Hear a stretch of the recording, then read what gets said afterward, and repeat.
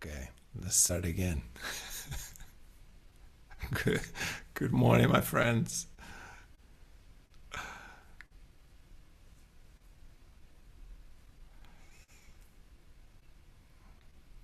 Hope you're well.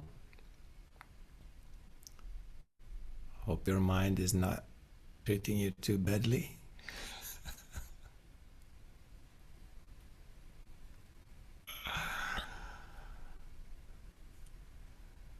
It's a busy mind, isn't it?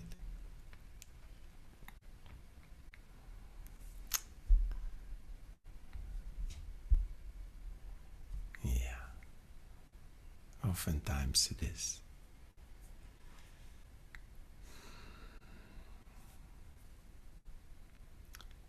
And if you observe,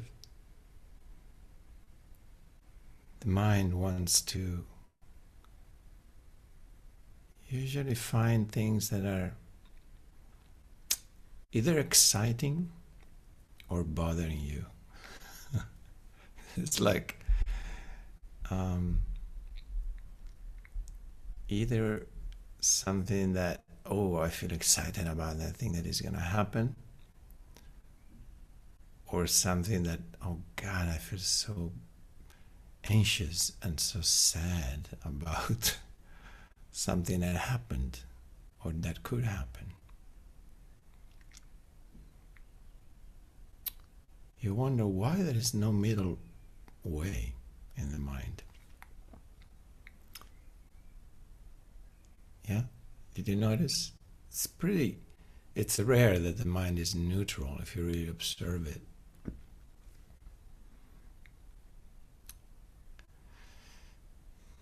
I believe the reason is that is why it feeds itself, it self-propel itself, because it needs your attention and your energy to move. It's like an engine, right? The fuel for this engine is our attention, which also means our identification, because the more we believe in what the mind is saying, right, the more attention we give it. Yeah, they go together. If I'm not identified with the mind, then I go like, oh yeah, whatever. Yeah, there's the mind again doing its trick, and I don't believe it. I have no interest in it.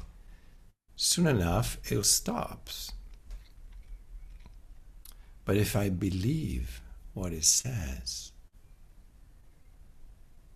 you see, that's what makes the whole difference. Then I'm there.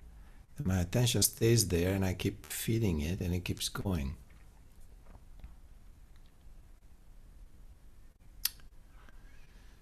So, yeah, we could say that identification with the mind means we believe in what the thoughts are saying, that they have a reality to them, and that's who I am, and that's how I'm supposed to feel. That's most important. Yeah, so if there is a memory that brings me pain, and the mind goes there and takes it out, and it says, look, this is very painful, you should feel this way now. You should feel sad, you should feel in pain. Yeah, and if I stay with that and believe it and enter into that thought, identify with it, sure enough, I will feel all the pain and the anxiety that comes from that memory. And vice versa. This morning, while I was in between sleep and awake, I had a thought that, what was it? Something I needed to do that I didn't do yesterday. Oh yeah, I had to spray my fig tree. I have a big fig tree outside of my cottage that is full with some bugs. I don't know what the name is in English. In Italian is cocciniglia. It's very infesting bugs that attack often fig trees. And so I had to spray the last few days, and I completely forgot. And then while I was in bed, still coming out of sleep, this thought came. And then immediately I was like, oh my God, I forgot, the tree is suffering. I have to do it today. And in that moment, I noticed how my legs got a tension in them, and my guts as well, as if I was ready to get out of bed. I was already doing it, So I was like, wow, look at that. Just the thought that I had to do something, and the whole body was responding by getting tense, like it was going into action, right? So that's a simple example of how much we believe in the thought, and whatever crosses our mind and we believe in it, it has a response in the body, in the physical body, and in the emotional body. Yeah. So our whole system, and therefore its energy, is responding to the thoughts because we believe in them, right? Because we think this is happening now, this is real. Yeah. In the moment I noticed this, and I was like, whoa, look at that. My body's already all tense, ready for action, as if I'm already doing it. Then I was able to, okay, wait a second. This is the usual virtual reality. Is not happening in this moment, Shastro. Relax the body. But it's so subtle and immediate, isn't it? And we don't notice it. The whole day, we pass the whole day in this kind of virtual reality. Of course, some thought they don't affect us as much. Others can really bring a lot of distress.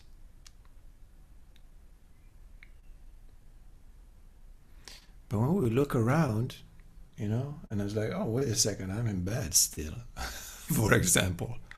Or, wait a second, this is something that happened, 3 months ago. I don't need to feel like 3 months ago now in this moment, It's not happening in this moment. Maybe I can unhook from that memory. Maybe I process it enough. Maybe I don't need to go back to it.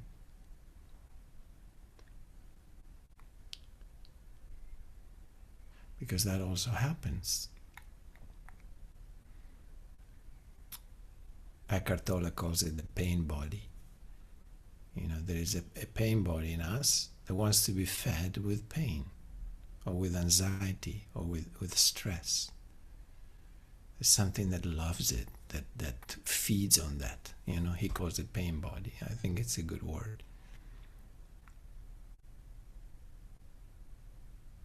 And I'm not saying that pain doesn't need to be felt when it's the moment. Pain has to be processed.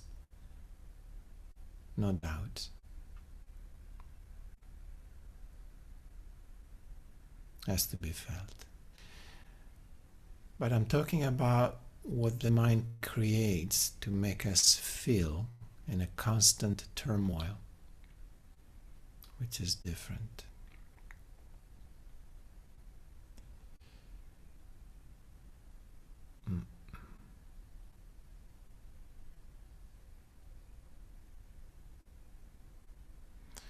So either it's directed towards the future, or it's directed towards the past. Because, why is that also?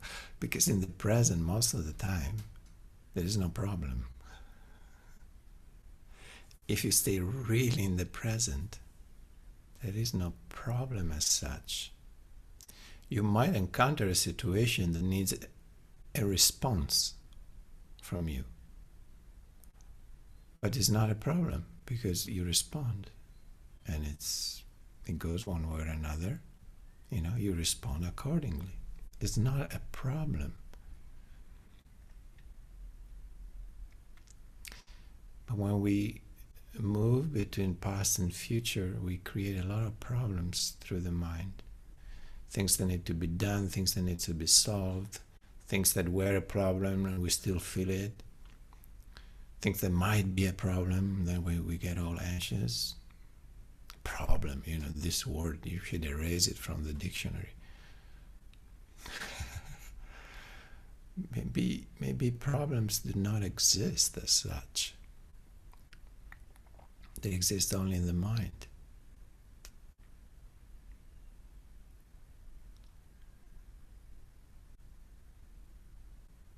Because if we are present, we are in a relaxed state, we are quiet inside. Whatever presents itself to us in the moment, we are able to just see it for what it is. And if it needs an action or a response, we naturally do it because we have no resistance. So we respond. It never becomes a problem.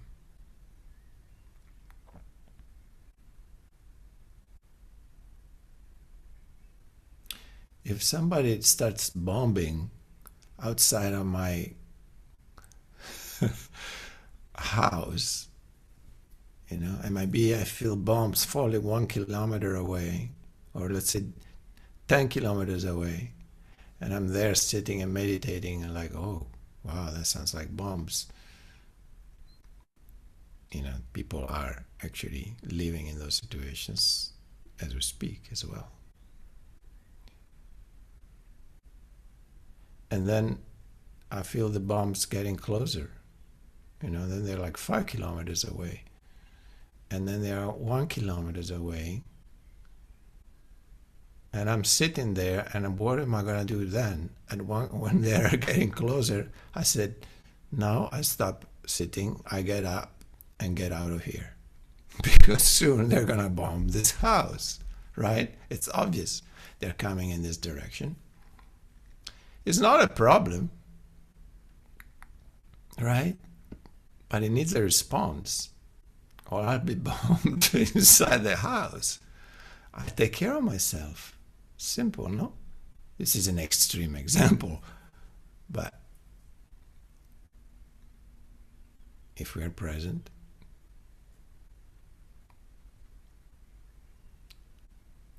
or I could panic, and when they're 10 kilometers away, I already run out of the house and go God knows where. But maybe they will not come in this direction, so I went out for nothing. So if I don't panic, I wait and see, and then when the moment comes, I respond accordingly to take care of myself, right? It's not a problem.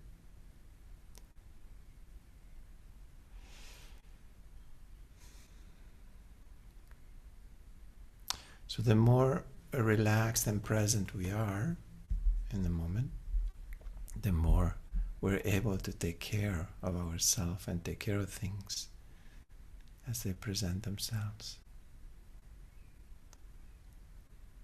So we can relax. We are in good hands. We're taking care of ourselves.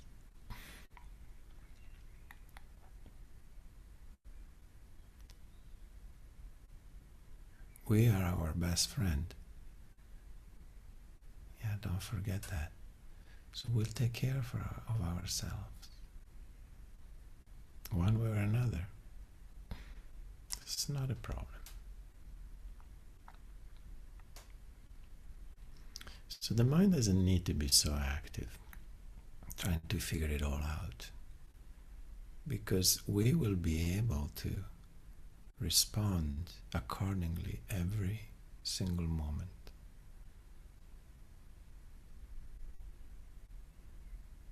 If there is a need for a response.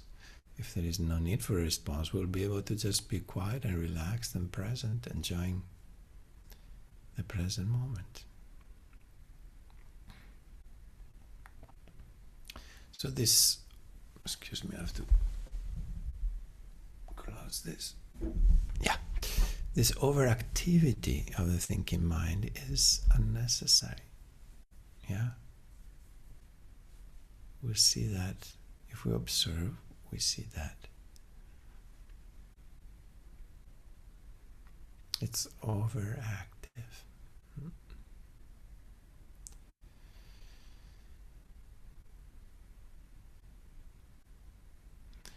It needs constant stimulations to be. It wants to exist all the time. It wants to.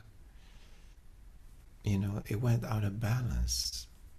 We talked about the habit last time, last session. It's a habit. It's an automatic habit. It's no longer a tool that we use when we need. It's becoming a habit with which we identify with,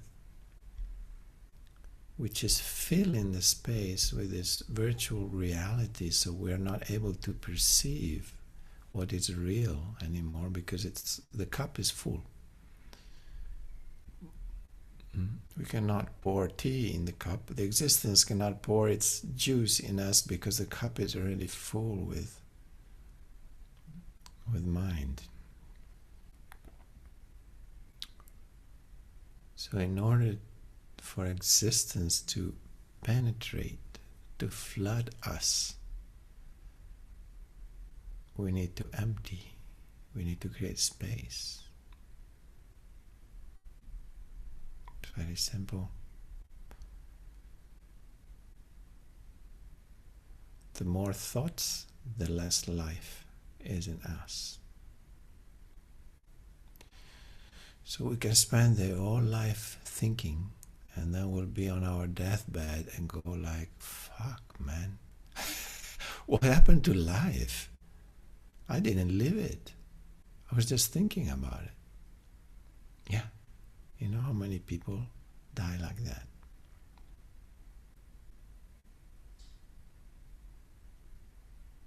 I spent all my life thinking about it, and I missed so much. That so much, it's only the present moment. The vertical dimension. The present moment is eternal. That's all there is, always. So when we say I miss so much, it means I missed being present in the present moment. Because that's where life happens, right?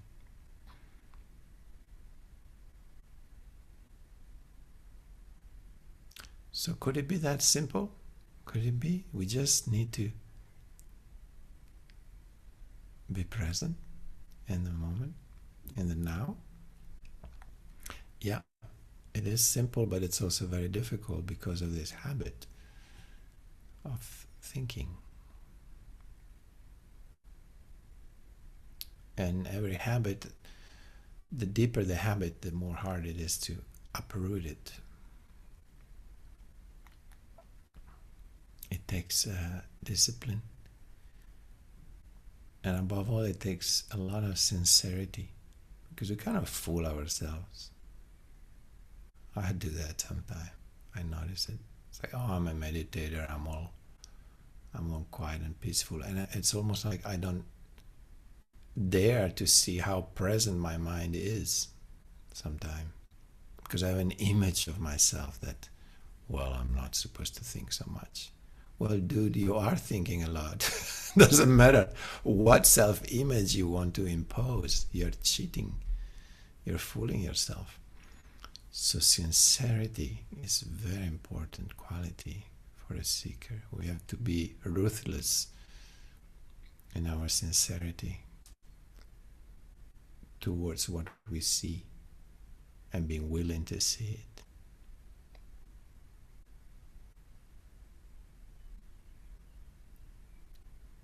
A ruthless sincerity is needed with ourselves.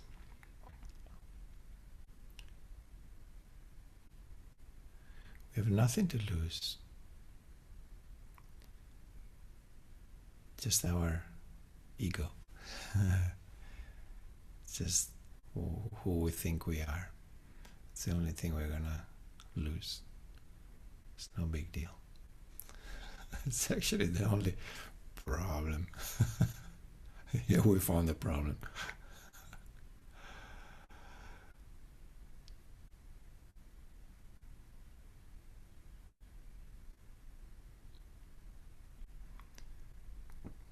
So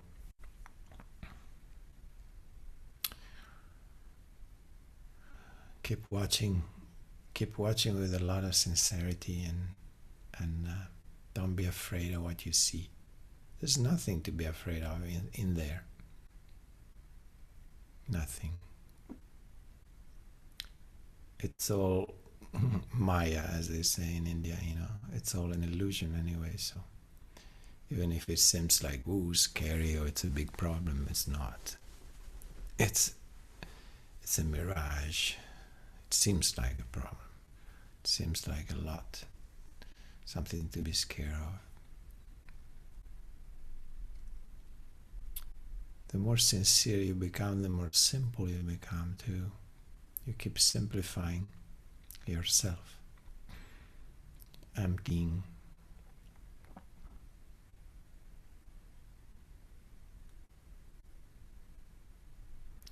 So we move towards simplicity.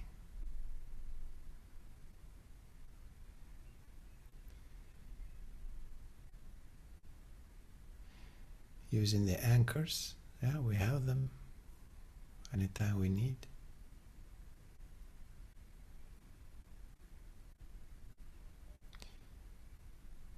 When the mind is overwhelming, you can use one of them. Just go, God, I can't get rid of this thinking. Then feel your breath. Let yourself breathe in a present with presence. That's all it takes.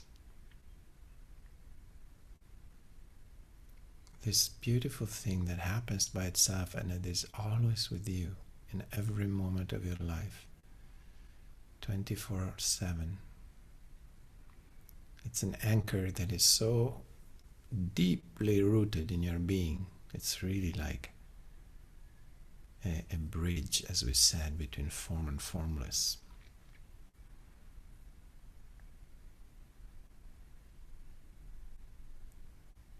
Yeah, just now, are you feeling your breathing? Notice if you tune into your breathing, how something goes like, immediately like, expands a little bit.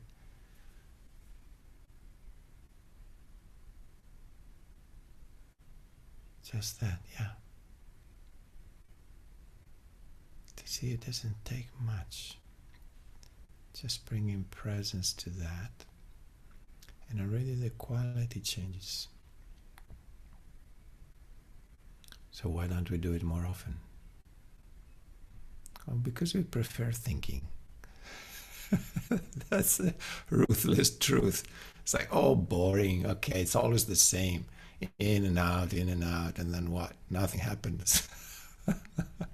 Let me have some thoughts that are exciting or that are scary or something, you know.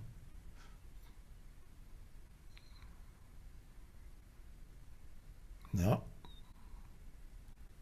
So that's what we do. We move away from what is.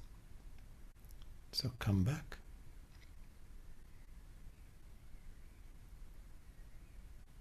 Come back to the present. Unless you decided that you want to think the rest of your life, then you're wasting your time here. Go ahead, be my guest. Everybody chooses his destiny. But I reckon if you're here, that's not what you really want. Actually, that's really not what anybody wants. Everybody's looking for happiness. Consciously or unconsciously, everybody's looking for fulfillment and joy.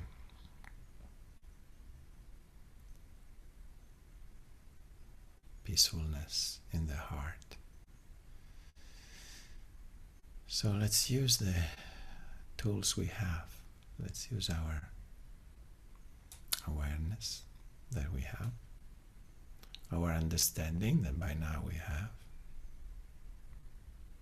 And apply it, apply it, apply it. Stop thinking about it. Stop reading books about it. Stop listening to Shastro talking about it. Apply it. Let's apply it now. Let's sit together.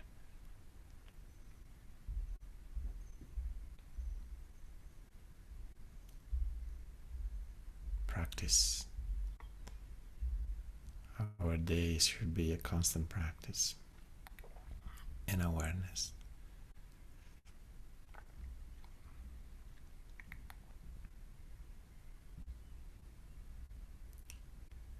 Sit comfortable.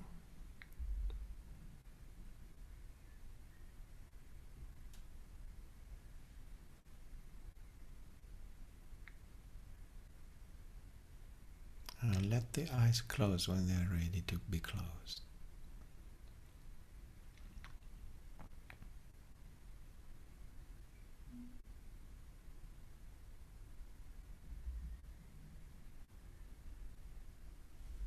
Maybe take a couple of deeper breaths.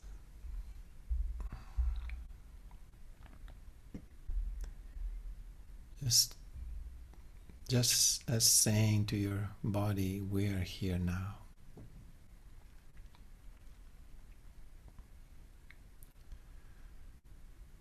And to your mind, we're here now. We take this time to just be as much as possible.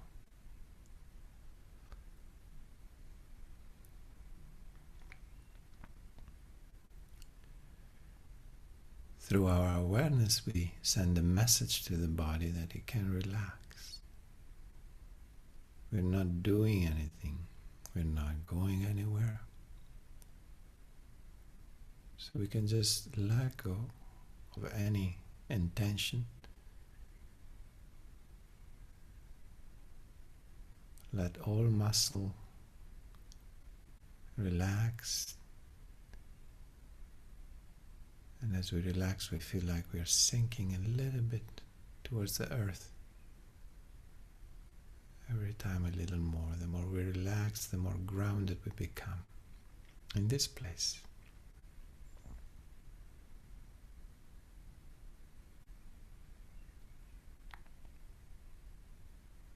Feel that. Wait.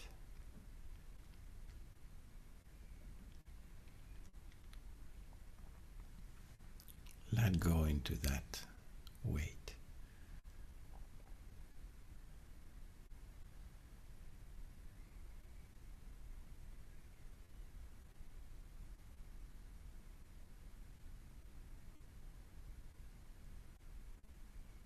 Let your body be pulled towards the earth without any resistance,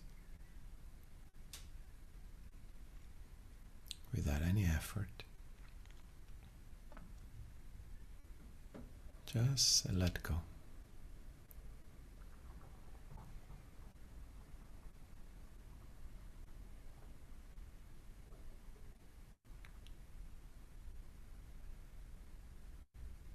And be aware of any little tension that might want to sneak on you and come back.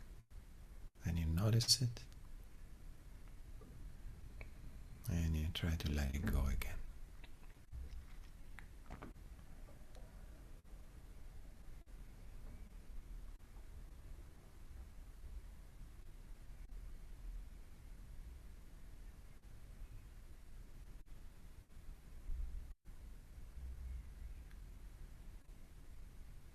If some tensions do not want to dissolve or they're hard to let go of, just couple it with a breathing out, with the out breath. So feel as with the out breath you release that tension.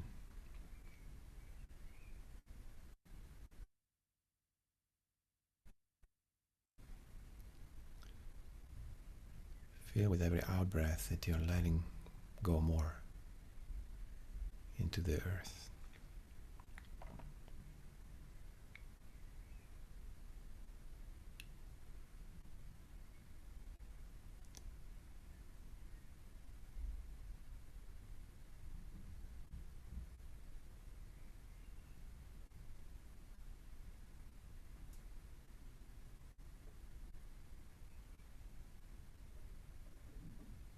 So at every breathing cycle you are a little more grounded, more present, more relaxed.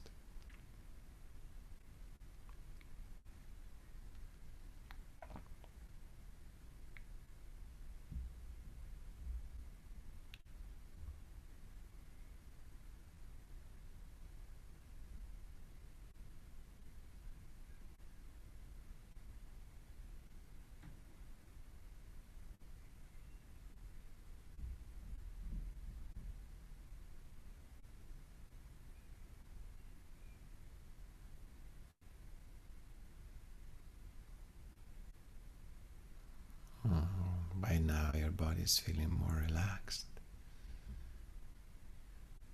You're more present in this moment, in this place.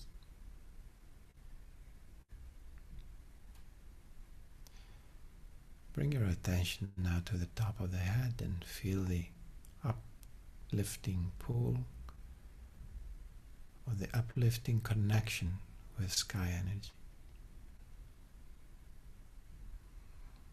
Imagine from the shoulder down you're completely grounded,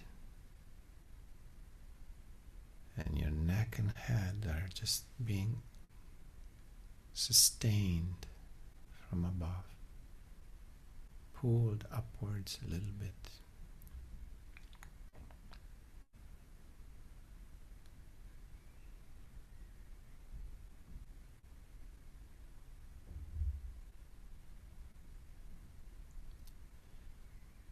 You can also imagine as every in-breath is bringing fresh energy not only through your nostril but also from the top of your head, as if you're breathing in prana from the top of your head, energizing your whole body.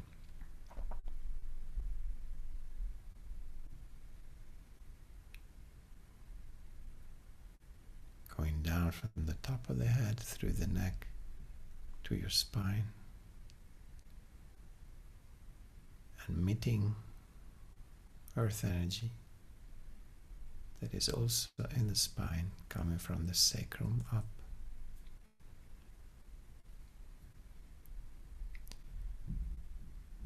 Your spine is one of the meeting points of these two energies.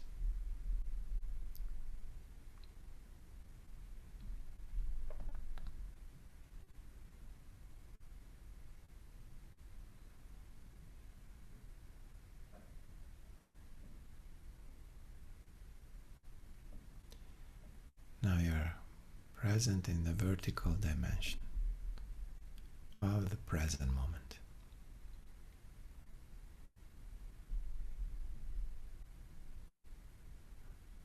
Through your body, through your breath, through earth and sky. All of this is present in this vertical dimension.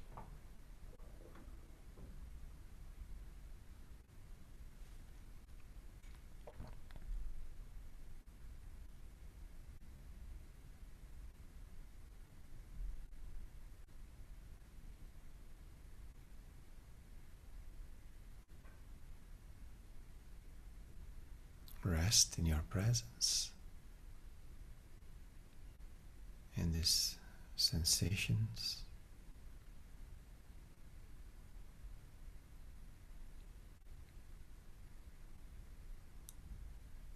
You can go back anytime to the breathing.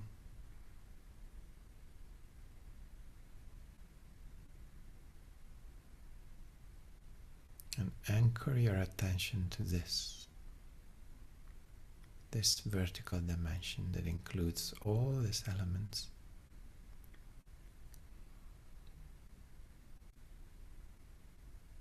Your attention might move from one to another, but it's all in the present moment.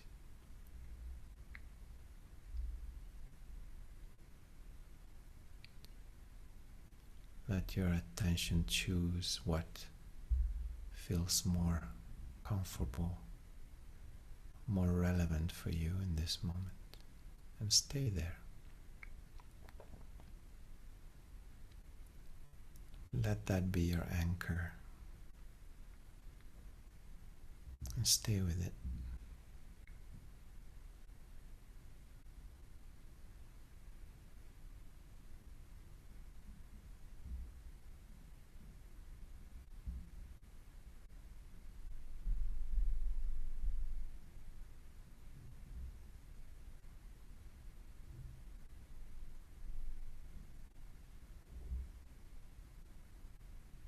Stay, and when you hear the bell, you let that sound remind you to go back to that anchor.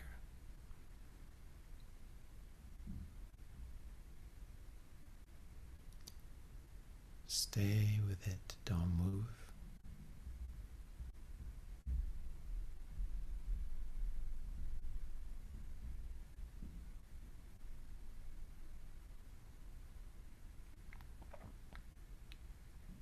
Be in that presence.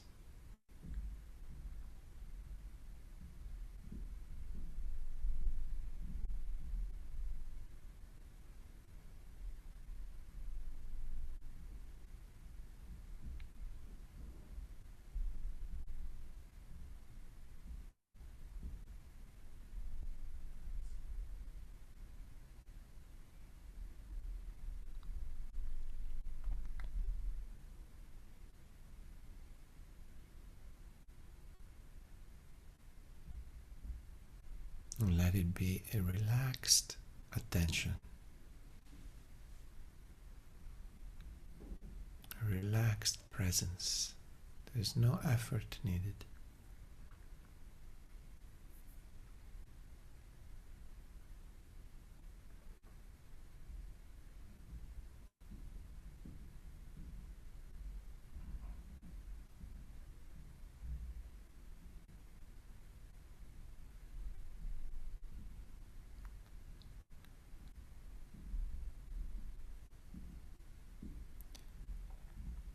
This is the space we often long for. This is it. Very simple.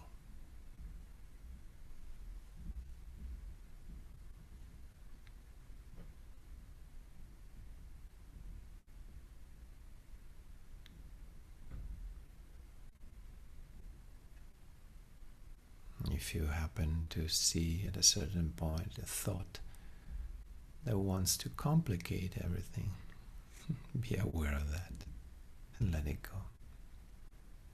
Come back to your anchor.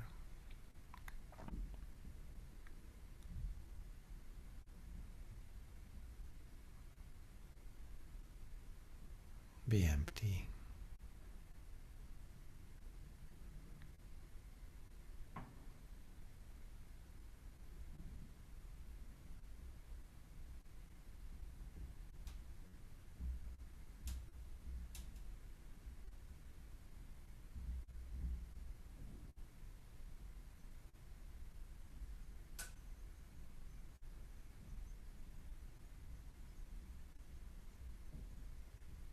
Allow yourself to empty it out,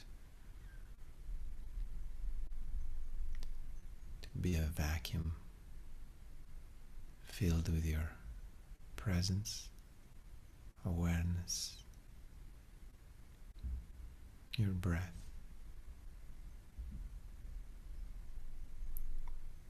sensations from the body.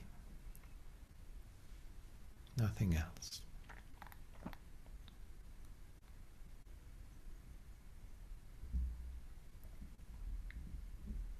Nothing else is needed.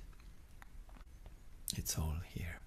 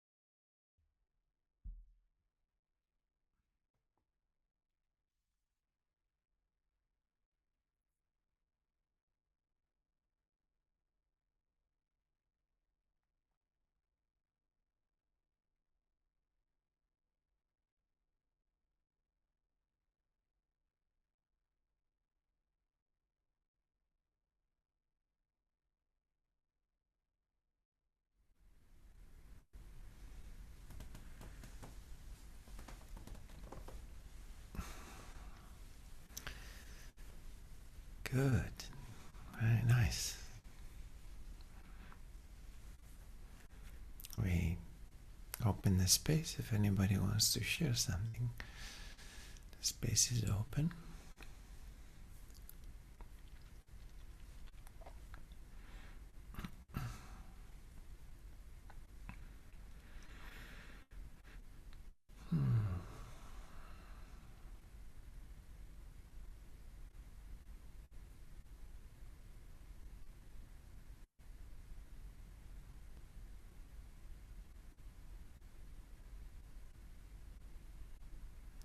It's good.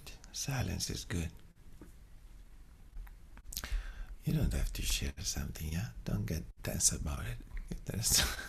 If there's nothing that wants to be expressed through words, silence can express it beautifully too.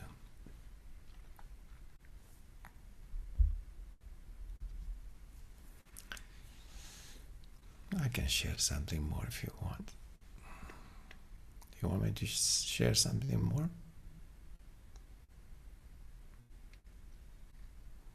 Okay.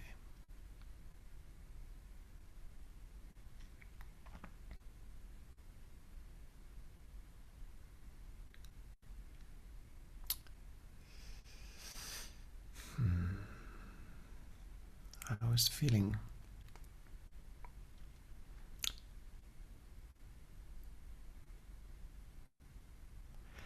how easy we get disturbed by what's happening around us. No? In these days we always have good opportunities to feel that. The world is going crazy. That's very disturbing sometimes, isn't it?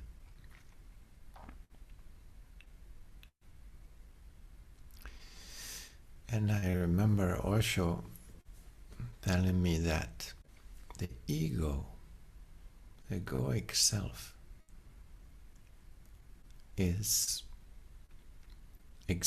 because of the other. The other. Let's understand this more clearly. If you were living on a hypothetical post-apocalypse world where you are the only one left on the planet, okay? So everything, nature is there, the animals are there, but the people are not. Imagine that for a moment. Do you think you still have a personality, an egoic self?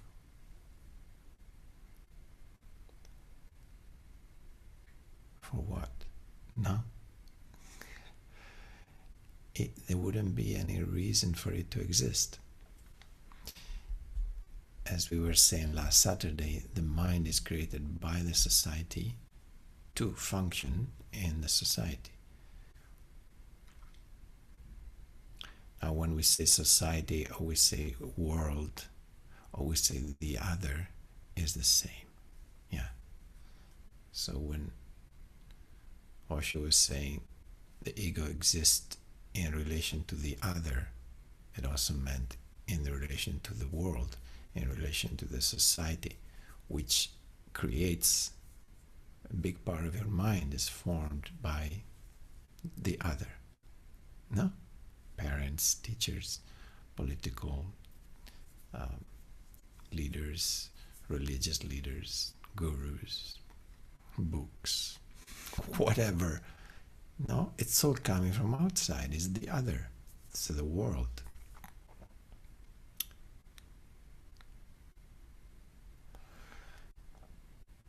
So we learn to relate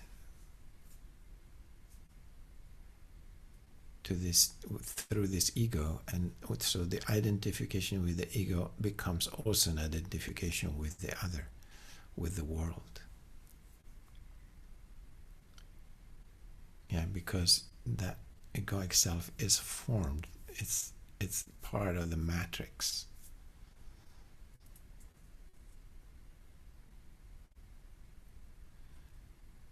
is like a baby of a bigger family. It belongs to it. It was created by it. As we said, if the whole world, meaning the other people, would disappear, there wouldn't be a need to have an ego anymore.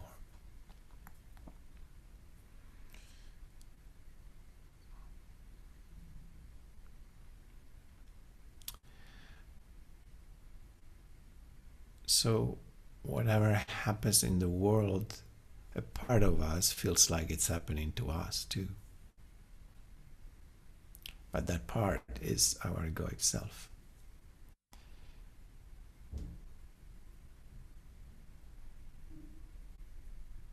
It's not our reality. It's not our true self that gets disturbed. It's our mind, it's our ego that gets affected, that gets disturbed, that gets excited about it, depressed about it, anxious about it, sad.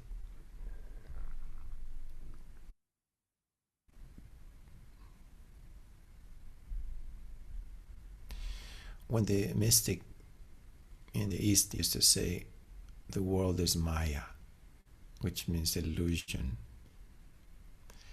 they were not saying that the world, the physical world, doesn't exist. You know, everything that is a form, you can touch it, well, definitely exists. What do you mean? It's an illusion. The world is an illusion. They meant this. They meant, well, that is not the reality that you believe in. The reality is within yourself, uncontaminated, egoless.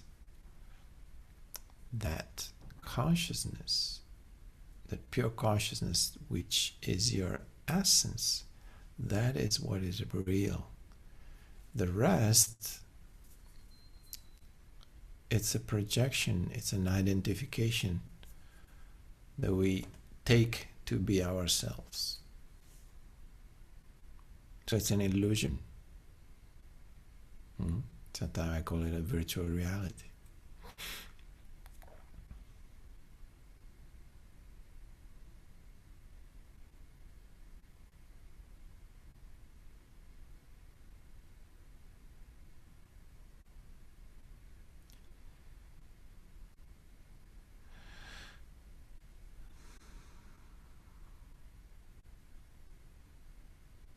So the more we get centered into our essence, into our center, the harder it is for the world to affect how we feel.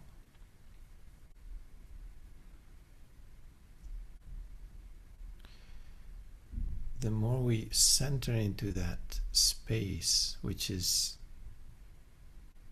usually very peaceful, isn't it? When we sit, very empty sometimes, very joyful for no reason at all sometimes. The joy that comes just through presence, just to be present and relax. It's like, oh, how beautiful. A deep rest from the madness.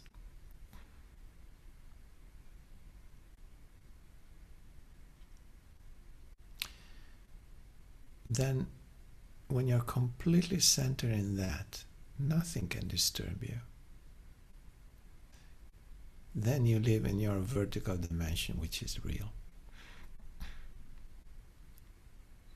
But up until point, we are subject to being moved, disturbed, carried away by the world, the other. But be clear in yourself that it's only your ego that is getting carried away. Your essence cannot be carried away. It's there waiting for you to go back home. Rest there. Live through that.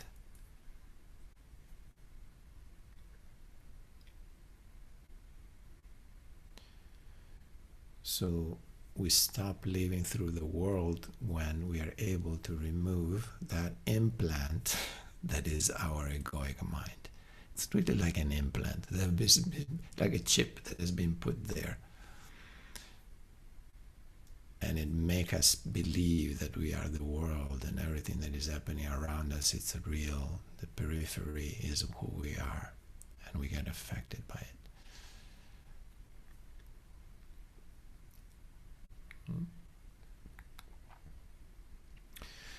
So in the moment we decide, okay, I'm gonna get centered in my true self and just live in through that space. Live in there through that. It's like saying, I remove this chip. I don't want it anymore. It's not mine. I let it go. I let go of that identification with the other, with the world. I don't let that disturb me any longer, affect me any longer. Doesn't mean you stop feeling. On the contrary, you're going to feel everything even more. But, you know, if somebody, again, I go back to extreme situation. Somebody throw a bomb in Ukraine or in Pakistan or wherever it is, in Syria. First of all, you wouldn't know it if it wasn't for the media that are now telling you everything that is happening every second all over the world. Well, okay, but that has always been happening. It doesn't mean you need to know it, and it doesn't mean it has anything to do with you and with your reality in this moment, right? So you see the world has all these tentacles now that are like entering into you every second. If a bomb went off in Syria, I feel sorry. I might feel sorry for the people that were there. Maybe some children died. Wow, that's so sad. It doesn't mean I don't feel it. We are empathic beings, so we're supposed to feel. It's beautiful. But is it my reality in this moment? No.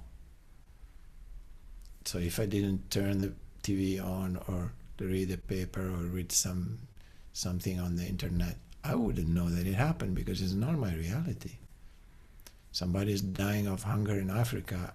I feel sorry for them, but it doesn't mean it's my reality in this moment, is it? So to let that come into me and make me feel anxious, for example, what's the point? There's no point.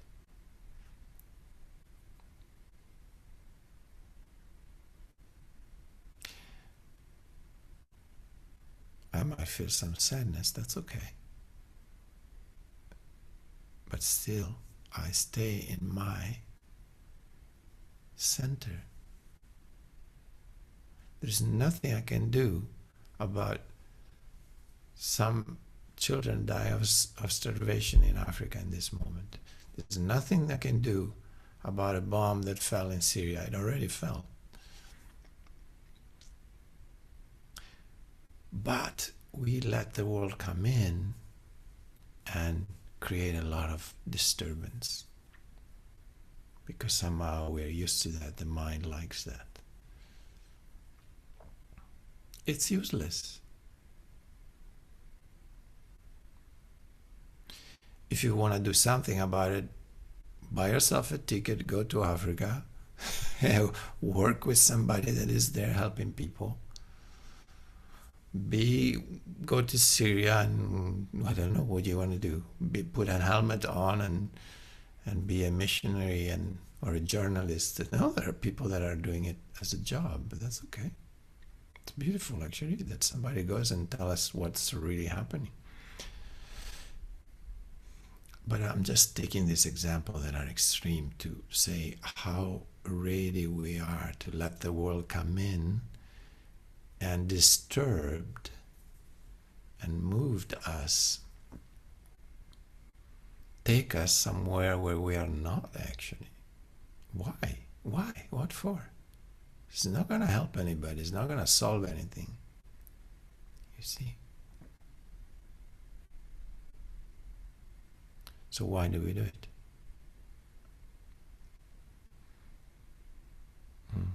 Yeah. You see how the mind is part of the world. The mind hooks into it.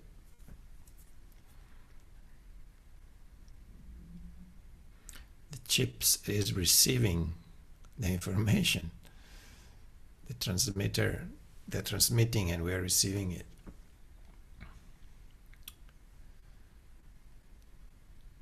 Yeah, that's how the matrix works.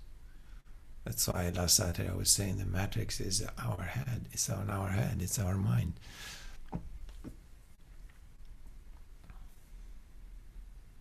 So the work we can do is that. That's what needs to be done. That's the work that needs to be done. It's disidentify from that chip. The mind chip. And watch how it wants to hook into everything that is happening on the outside, on the periphery.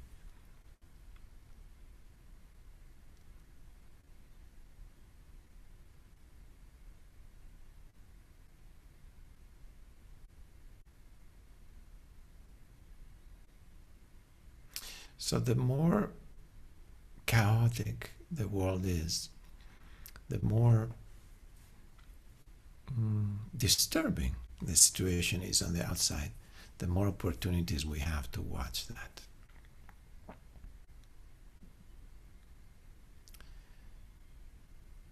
Watch how much the other is affecting us, how much the other we believe is us.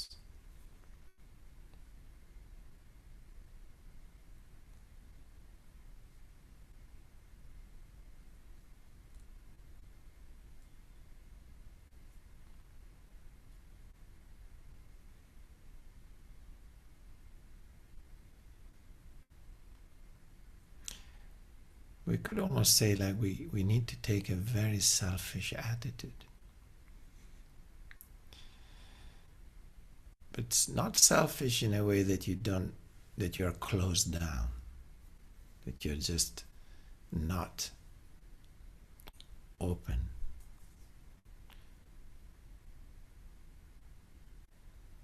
On the contrary, when you're in your essence, you're in your heart as well. You're naturally open.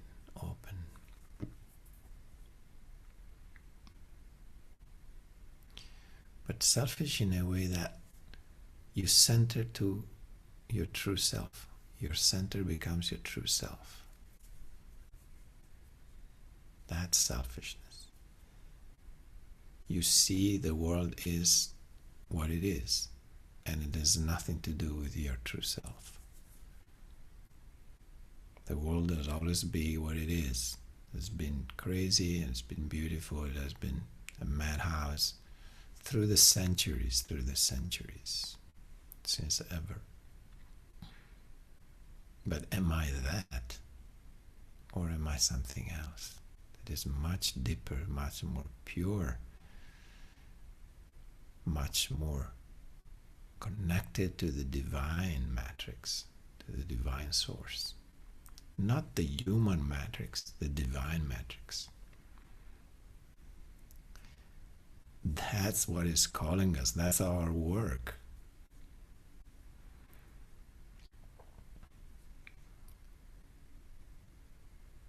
We fell into a human-made reality, you see. That matrix is not real. It's man-made.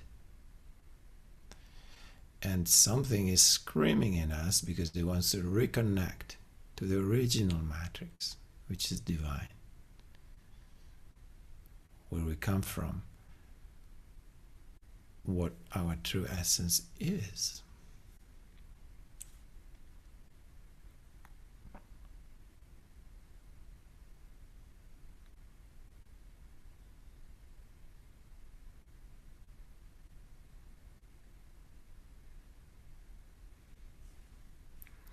Ten minutes for any commentary you might have. Yeah, Miki.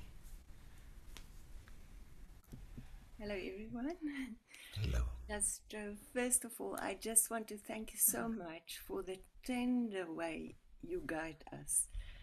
It's really, it's it's so soft. You create a space for us that's so soft. It's like falling into a soft duvet and just, you know, just landing there, just laying there. So thank you so much for that. Well, that's nice to hear. I didn't know I was so soft. Yes, the way you guide the meditation, it's so simple. It's it everything feels so easy and just right home. Oh, thank you, Yeah, Miki. thank It's you. good to get some feedback sometimes. Because And sometimes I also wonder, what am I doing? it's don't ever wonder. Okay. I realized that we've been doing this for 2 years now. And I only missed two sessions. What? Yes, Of the uh, hundreds we made, you missed with two the only? with the Italian sessions, I missed the first, the, the first series I missed, and then from this with the second series, I missed one session as well. But um, I don't know if I should call it the effect, but the how my life changed is that I think presence is the normal for me now. And like you described your experience this morning, that's exactly the signs I get when my mind starts working. Something Intruding. happens in my body. Even sometimes temperature, I feel like, why do I feel so says such warmth, I feel too, the temperature's too high. And then I know, oh, check in, it's my mind that started working. Yeah. Yeah. So, and also as a kind of an feeling uncomfortable physically. And then I know, okay, stop, check in. There are thoughts running, and so as you said, the moment you're aware of that, they stop, and they're nonsense. No, most Yeah. of the time. Yeah. But I also want to tell you two stories from when I was still living in South Africa. And now when I think about it, I think, wow, I don't know how it happened. But anyway, in the 80s, there were a lot of bombs in South Africa. And Bombs? bombs, yes, in neighborhoods, in the city center. I lived in Pretoria. There So was a war. the capital, and I lived very close by to the union buildings where the government resided. So yeah. Anyway, so one night there was a bomb thrown on a post office, or landed on a post office that was a kilometer away from where we lived, and I didn't hear it. I didn't. I slept through it, and the next morning I woke up and everybody. At that time, we lived in a duplex complex, and I woke up. I was still married at the time. My ex-husband wasn't there. I thought, oh, where is he? And everybody was outside, you know, up in arms about this bomb. But I made a decision at that time that that's not my dream. That's not how I want to live. I don't want to be part of all this cruelty or what's happening. Yeah. And I think that's why I didn't wake up, because it wasn't part of my, shall I say, consciousness. It wasn't. Yes. Yes. Yeah. So so that's one story. And in the 90s, it was the hold-ups in shopping centers. So also I was still married, and we went to a shopping center, the Brooklyn Shopping Center in Pretoria, and we were in a bookshop, and it was still not my dream, all of these things. I was careful, I didn't go to places where I knew there were danger, but you had to do your shopping, so we went to shopping centers. And in the bookshop, I was searching for a book for a concert that I was organizing. I wanted to do a story and music, and I was so absorbed in my book that at one point I heard my name. My ex-husband called me, said, "Mickey, get down." I looked around me and everybody was on the floor, laying down, because that was the rule. If there's a hold up, you must immediately lie down to protect yourself. If there is a what? If there's a hold up, you know, hold up with arms, With a gun or whatever. Yeah. the gun or whatever. And I looked around, everybody was down. I didn't hear anything. Apparently, they were shooting. I didn't hear it. I don't know how it happened, but I didn't hear it. I was in my book, and then I looked around, everybody was down, so I, I sat down, and at that point they closed the shop doors, so, to protect people. But that's just my story about presence, because that must have been presence. It was not part of my reality, Yes. all of this, so I didn't hear it. Yes. So when we left the shop eventually, it was a bit. I'm shaking now because it takes me a little bit back into that time. Sure. Um, um, there people were killed. So when we walked out of the shopping center, we saw them lying, covered with the police and everything, which was really sad. But Yeah. yeah. But anyway, I just wanted to tell the story about, that I think we decide what we want to allow to be our reality. Exactly. We decide, and yeah. So it's your work is really, really precious, Shastro. Thank you. Yeah.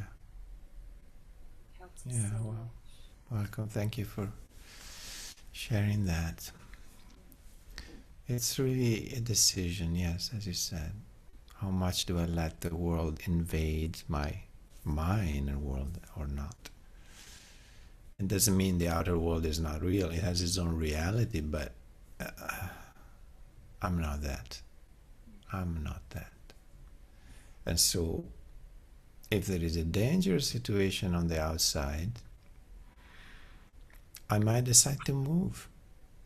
I don't, just because it's an illusion doesn't mean they cannot be physically dangerous, for example, no? So, when I'm reading a biography of masters from the past also, like I was reading one of Thich Nhat Hanh, and there was big war in Vietnam. It was disastrous, horrible war, very violent for many years. He moved at a certain point, for a while he was helping people, and then he moved out of the country. Or I was doing a biography of Ueshiba, which is the founder of Aikido, which was a Japanese enlightened master. When the First World War started in Japan, he moved to the forest. He just got a little place in the middle of nature, and spent their whole, 3-4 years during the war there, in nature, retreating from the world. Because what's the point, You don't have to be in the world and try to be, oh no, I'm not affected. Well, it's okay. Move away, at a certain point. You respond, as we were saying, to the situation accordingly. So Well, if there's, I eventually moved to Europe. That was not the only reason. That was not the main reason. The violence in South Africa, but yeah, but I must say, life in Europe for me, I never regretted it. yeah, And I came here without work. I just packed up everything yeah, and came. But yeah, also in 2000, just from 2000 to 2000, I left 2009. Also during that period, then it was the hijacking on the highways. That was the dangerous thing in South Africa. And I also decided I'm not going to stop playing gigs in other, like from Pretoria to yeah, Johannesburg is 45 kilometers. But it was really dangerous to do it. And I just knew that something is protecting me. I kept on playing gigs, I kept on going out, I yeah, kept on going to my yoga classes and meditation in the evenings. I just decided I'm not going to stop living. And exactly. I was never ever in danger. Yeah. Very good. Yes, it's like that. Obviously, at the house where I lived, I installed the necessary alarms. There were beams in the garden so that when someone enters the property, they first go through the beams, so there's an alarm, and then in that time there's a security company that's connected to the alarm, so they arrive in. They had certain positions, so they could arrive quickly. Yeah. But I didn't stop living, and I'm really glad I made that decision. Good. And Exactly. there's always something guiding us, whether it's with regard to danger or whether it's with regard to now my new activity, so to speak. I'm guided every day, every morning. As I said, I wake up. I don't have a plan, and every evening I go to bed, and I did so much, and I'm so thankful for it. Yes. And I've got evidence, what I did during the day, and and it's amazing. I wake up without any plan, and then and you Everything won't happens by itself. by itself, and you won't believe it. My YouTube channel is growing day by day, Yeah. and yeah, I have a following in my Facebook group as well, growing every day, and I'm not planning it. It's yeah. Nice. Very good, Minky. Continue like that. Sorry for Yeah. talking so much. And there is always something happening on the outside too, isn't it? On the Yeah, periphery. Always. yeah. Today is something, tomorrow something else. But So if you want to live your life plugged into that chip, through the chip plugged into the matrix, man, it's gonna be hell. There is always gonna be something happening. Always, non-stop it's like you madness. said, you know it exists, but you don't have to identify with it. It's as Yes, simple as you that. you don't have to let it in. You don't have to let it in. Yes. Exactly. Okay. Thank you, Mickey, for that sharing. Thank you.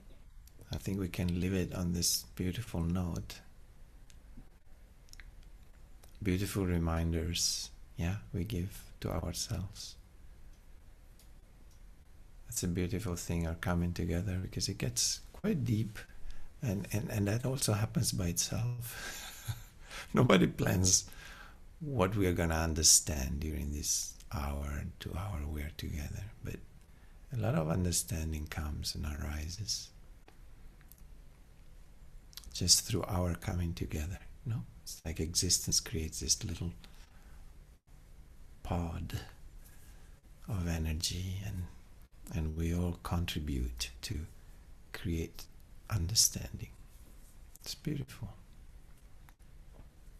Thank you, Shastra. This session was exactly what I needed today, this morning. See? Yeah, it was like really spot on. So thank you. Beautiful. It happens by itself. Yeah. It's magical.